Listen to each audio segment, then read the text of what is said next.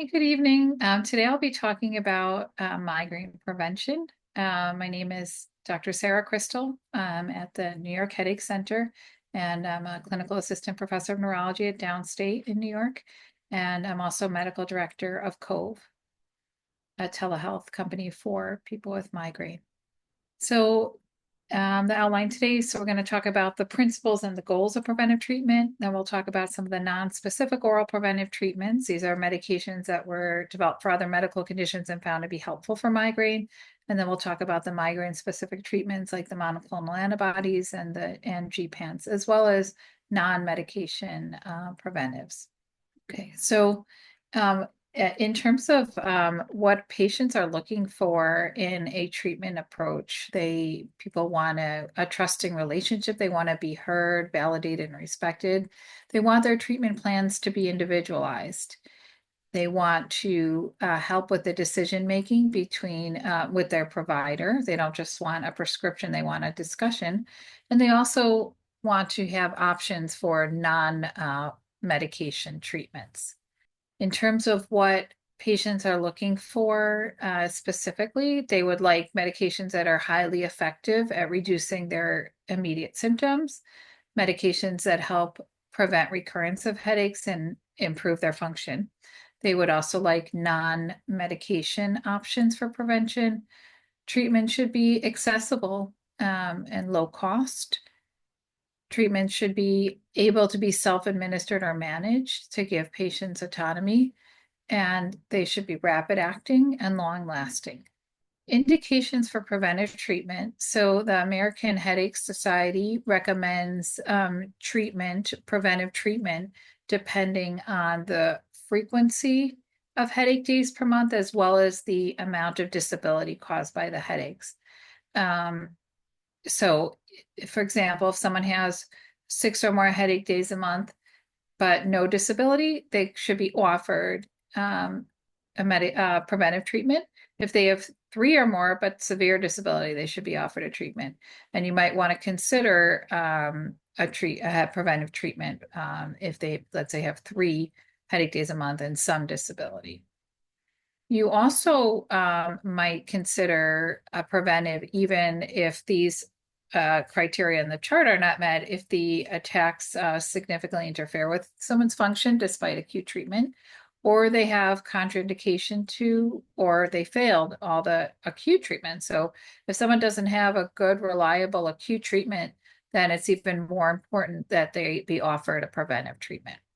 We know that migraine preventives are underutilized. So in terms of the percentage of patients with migraine who are prescribed preventatives, in a study from 2007, 40% of those eligible, of those 40% of those eligible, meaning according to the criteria that we outlined on the previous slide, that the AHS recommendations, only 13% of those were currently using a preventive. In a 2013 updated study, the news was a little better, but still less than 30% of patients with episodic migraine and 45% of patients with chronic migraine are currently using preventive medication for migraine. When we think about chronic migraine, somebody with 15 or more headache days a month, even that population, only less than half of them were currently using a preventive. So the goals of preventive treatments are to reduce attack frequency, severity, duration, and disability.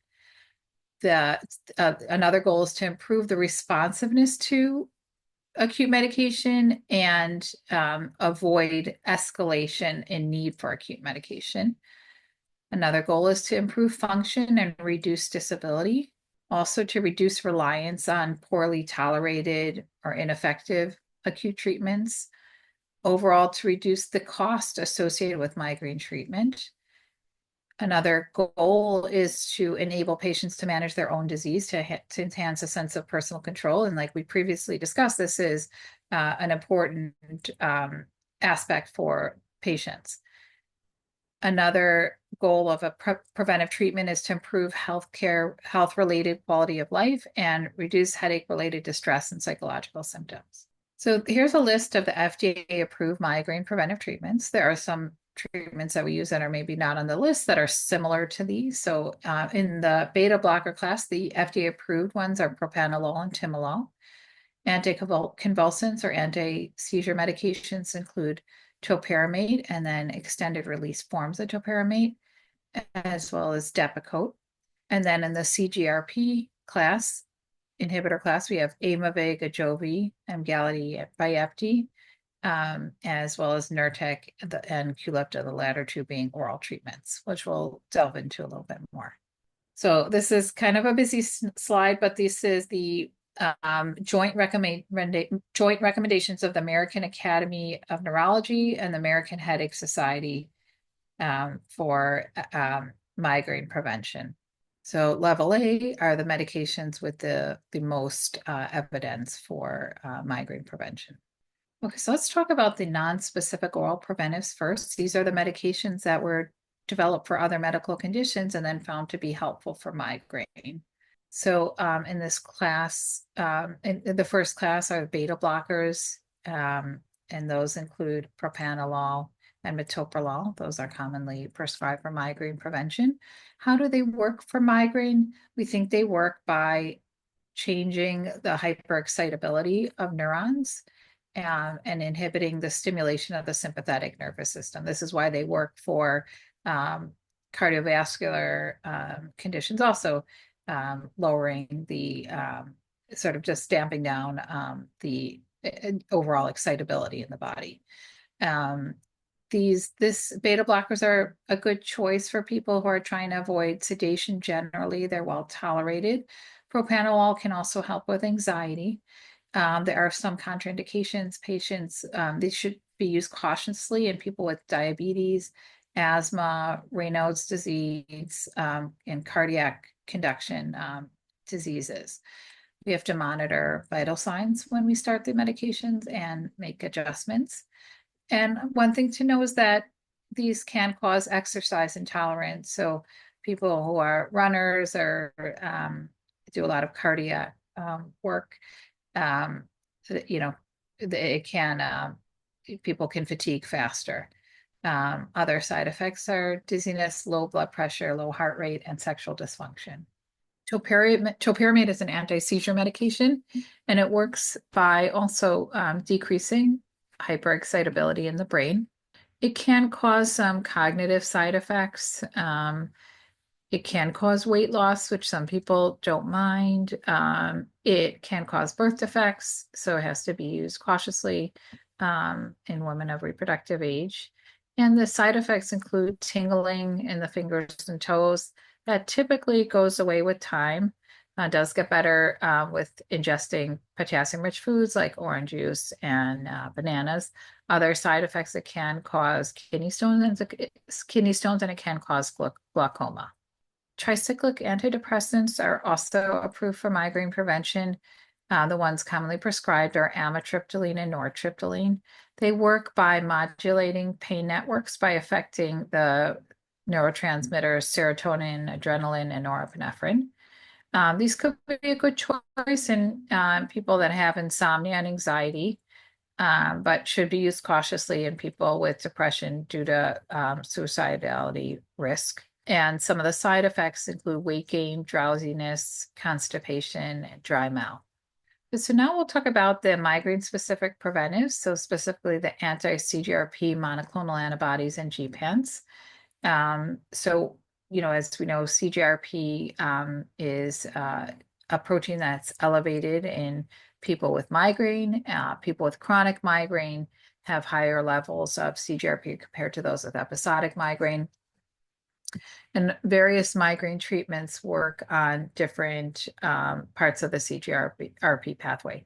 And even, our good old triptans do have some effect on CGRP by preventing CGRP release.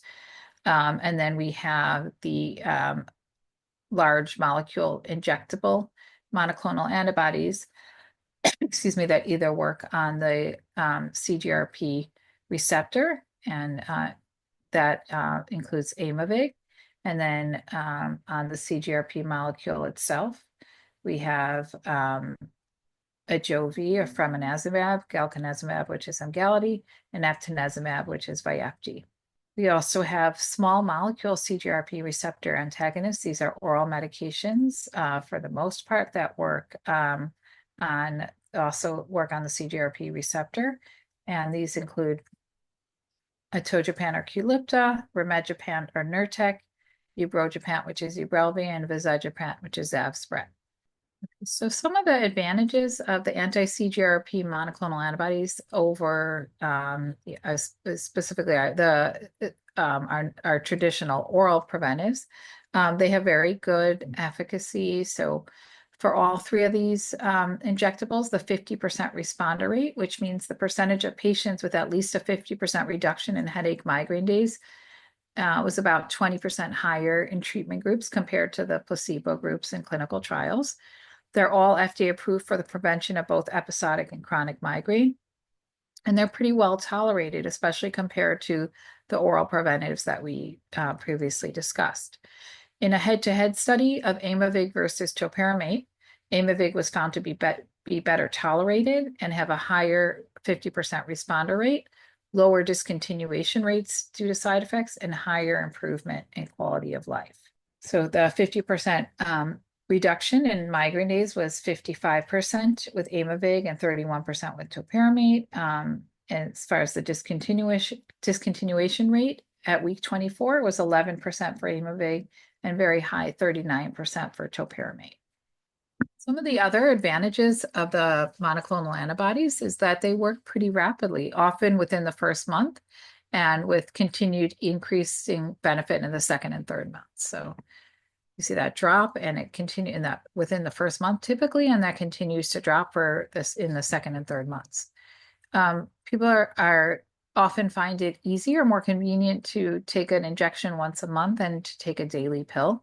And there are no drug-drug interactions or significant contraindications, but we do use them cautiously in patients with a history of Raynaud's and with high blood pressure. So who might be a good candidate for an injectable? Someone with previous oral preventive failures or contraindications to those medications due to other medications they're taking or to other medical conditions. That being said, the American Headache Society released a statement that said these should be considered first line in patients without having to fail the standard non-specific preventive. So some insurers have adopted these guidelines and do cover these medications as first line treatments. These could be good for patients with medication overuse headache. Aimovig in particular has demonstrated efficacy in patients with medication overuse. We tend to avoid them in women that are planning pregnancy within the year because of the long half-lives of these medications, which are about a month. And we generally like to keep people on these medications at least 3 months before deciding that they're not working. There is evidence to show that some patients are late responders to these medications, and there's a good number of patients that don't respond in the first 3 months that do respond in months 4 and on. So it's good to keep in mind, especially if you've tried a bunch of other treatments, that it's really worth sticking with the course, unless of course you have side effects.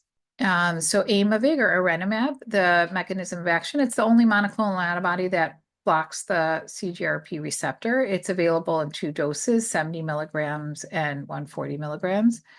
It can cause constipation. That can be severe, as we'll talk about in a minute. So if this is, we generally avoid it in patients with constipation, especially since we have other choices. But if you do just decide to go ahead with this one and you have that history, we would start with the lower dose. Side effects with all of the injectables, it can include hypersensitivity and injection site reactions. Those are very common. These means redness, itching around the injection site, which is sort of a not an unexpected side effect. Of course, if somebody has like full body rash or allergy, that's a true allergy, so that's different. Again, constipation is common and can be severe. So much so that this a warning about constipation, serious constipation, was added to the label. And then with all three of the injectables, there are studies that show that they can worsen pre-existing high blood pressure and in some cases contribute or seem to be associated with new onset hypertension. Ajovy or fremanezumab blocks the CGRP ligand. It can be dosed as one injection monthly or 3 injections quarterly, which is convenient for some patients. Side effects, same hypersensitivity, injection site reactions, and potentially an association with high blood pressure. Emgality or galcanezumab blocks the CGRP ligand. We give a loading dose of this medication, 2 injectors for the first month, and then 1 monthly, and it can be given via auto-injector or syringe. All three of the medications are available this way, I believe. There's a separate dose of 300 milligrams for cluster headache. The same side effects as the other mAbs, the hypersensitivity, injection site reactions, and potentially high blood pressure. These are the injection sites that can be used. People find that injecting in the abdomen leads to the least amount of redness or injection site reaction.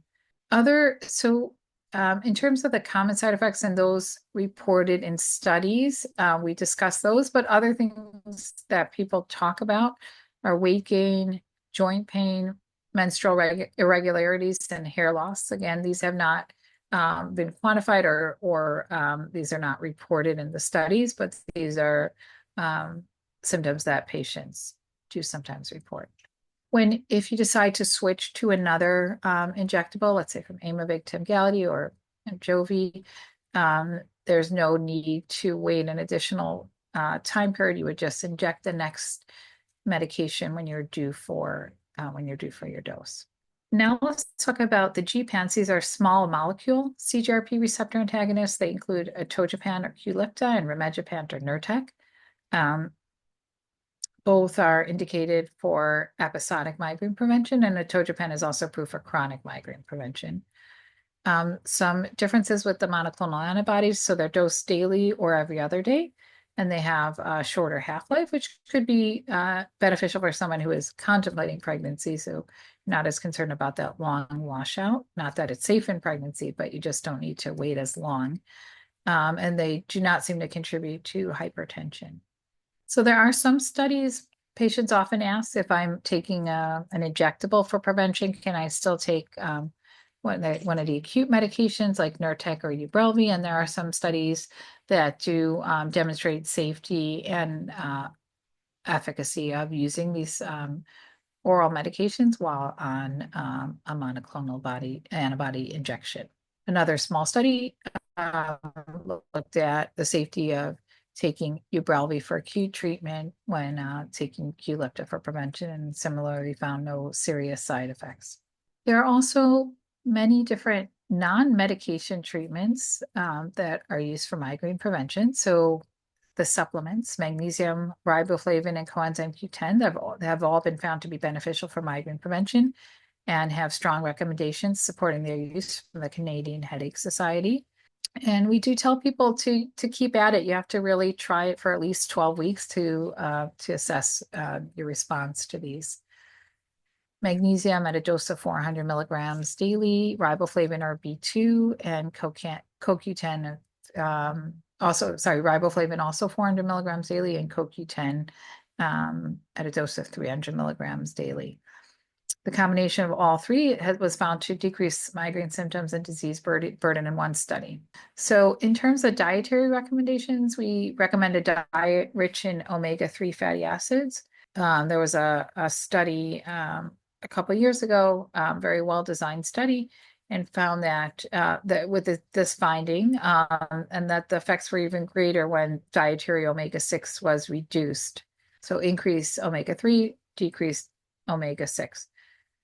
How do you practically increase omega-3 in your diet and reduce omega-6? So the recommendations are to use olive oil, eating salmon, and reducing consumption of oils that are high in omega-6, including corn, cottonseed, and palm oils. And these are often the type of oils that are used in a lot of different processed foods. You could also add an omega-3 supplement, especially if you don't enjoy or can't eat fish. In terms of lifestyle recommendations, the seeds mnemonic is a great one. So sleep, exercise 30 to 60 minutes, 3 to 5 times per week, eating regular healthy meals, adequate hydration, and keeping caffeine intake low and stable. And the importance of using a headache diary to establish your baseline pattern, assess your response to treatment, and monitor how you're doing with your acute treatments. And then stress reduction using cognitive behavioral therapy, mindfulness, relaxation, biofeedback can all be helpful. All right, so now I'm going to switch gears and discuss how telemedicine can be helpful for people with migraine. Okay, I'm going to be speaking about how telemedicine can improve migraine care. My name is Dr. Sara Crystal. I'm with the New York Headache Center. I'm a clinical assistant professor of neurology at Downstate, and I'm medical director for Cove, a telehealth platform for people with migraine. So just to talk a little bit about the impact of migraine. Migraine is the leading cause of disability in people under 50, and it still remains underdiagnosed and undertreated due to several barriers, which are worsened by a shortage of headache specialists. In the US, there's only one headache specialist for every 80,000 people with migraine. 1 in 4 women ages 18 to 44 suffer from migraine. And 94% of women with migraine say that employers don't understand the burden of migraine on their employees. More than 50% of migraine sufferers experience anxiety and depression. The indirect cost of migraine in the US is estimated to be over $19 billion. On average, employees with migraine miss at least 4 days of work per year and spend another 11 days with reduced productivity, which is referred to as presenteeism. So being there, but not fully functional. Migraine sufferers have over 35% higher direct healthcare costs. In a study with data from 2019, the direct cost for members with migraine were estimated at $22,000 per person versus $15,697 for those without migraine. So what is telehealth for migraine? It can consist of virtual consultations via video and phone, or asynchronous visits via messaging. It includes remote prescription management and medication adjustments, and it may include digital tools for tracking symptoms and treatment response. What are some of the benefits of telehealth for migraine patients? Well, for one, of course, improved access. It reduces travel burden, which is especially important for people in rural areas or disabled people. Faster appointments, so it reduces the long wait times for specialists. It allows for easy continuity of care for follow-ups, and it can improve health equity. Telemedicine has been demonstrated to mitigate disparities in the delivery of healthcare to patients with migraine. So what is some of the evidence supporting telehealth for migraine? One study found that telemedicine is as effective as in-person care for migraine. Another found that telehealth is effective and rates high in both patient and physician satisfaction. In terms of the neurologic exam, the virtual versus in-person neurologic exam show good agreement with the ability to pick up most abnormalities on a video visit, keeping in mind that most patients with migraine, a primary headache disorder, in the absence of other neurologic conditions, do have a normal exam. The American Headache Society endorses telemedicine as a valid and effective tool for migraine management. So now talking a little bit about Cove specifically. This is from some outcomes research that we did. 46% of our patients do not have a single headache specialist in their county, and 71% have 2 or fewer specialists. This patient population is overrepresented in the rural southeast part of the US, where there are relatively fewer headache specialists. After joining Cove, there was a 183% increase in access to preventive treatments, 55% reduction in the use of the emergency department, 46% reduction in urgent care use, and 57% 57% reduction in unnecessary brain imaging tests. So in terms of outcomes, after receiving 3 months of care from Cove, a greater percent of patients in this cohort received evidence-based treatment, and most patients had improved clinical outcomes, including reduced headache frequency, intensity, and headache-related disability. This is from data that was presented at the one of the American Headache Society annual conferences. We demonstrated a 75% reduction in, or patients reported 75% reduction in headache intensity, 64% reduction in frequency. 90% of patients reported satisfaction with their treatment. 71% of patients with severe migraine experienced clinically significant improvements in their quality of life, and a 40% reduction in the MIDAS scores, the migraine-related disability. This is from data presented at AHS in last year. Cove patients gained 7 productive days back every 3 months, basically amounting to a month back each year. This is based on our patient-reported outcomes data from our quarterly check-ins. So the average reduction in lost productive work or school days per quarter was 7.6 days at 3 months, and maintained at 6 months, or eight days reduction in lost work or school days. So I'm the medical director for Cove, and we're a telehealth solution for people with migraine. Thank you.